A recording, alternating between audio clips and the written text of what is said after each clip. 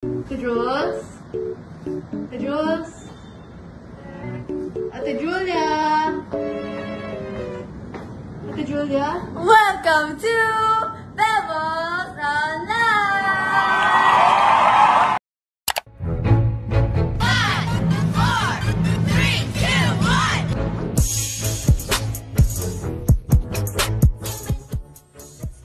1. Hey kids, let's pray. Lord, we praise you, we honor you, Lord God, and we thank you po sa oras na binigay niyo sa amin para makanood po kami ng Pebbles Online.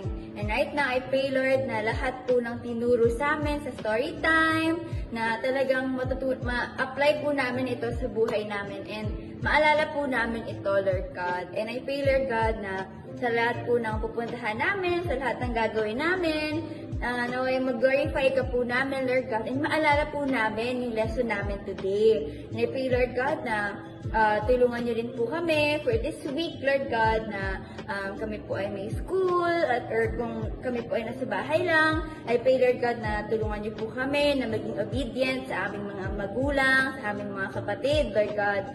And we thank you once again, Lord, for this lesson. I pray, Lord God, na may we bless other people, Lord God, through this lesson rin po. Ma-share po namin ito sa mga kaklase namin, sa mga family members po namin, Lord God. And we thank you again, Lord God, for today. Thank you, Lord God, na nakanood po kami ng Pebbles Online. Sobrang grateful po kami na meron po kaming napapanood every week, Lord God, para mas matuto pa po kami ng word niyo, Lord God. Thank you, Lord, so much. We love you, Lord God. We praise you. In Jesus' name we pray. Amen and amen.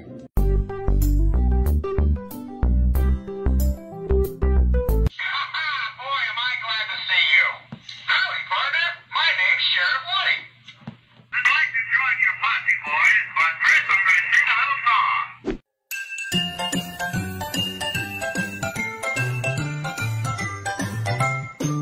If you're happy and you know it, clap your hands.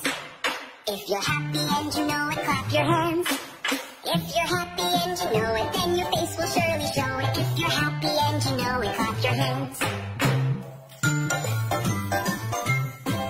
If you're happy and you know it, stomp your feet. If you're happy and you know it, stomp your feet.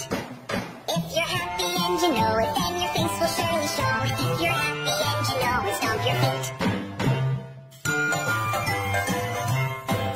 If you're happy and you know it, shout hooray, hooray! If you're happy and you know it, shout hooray, hooray! If you're happy and you know it, then your face will surely show it. If you're happy and you know it, shout hooray, hooray! If you're happy and you know it, do all three. Hooray! If you're happy and you know it, do all three. Hooray! If you're happy and you know it, then your face will surely show it. If you're happy and you know it, do all three. Hooray!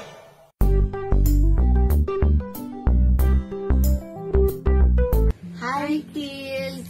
It's story time! Our lesson for today is about David and Goliath. Tara, panoorin natin.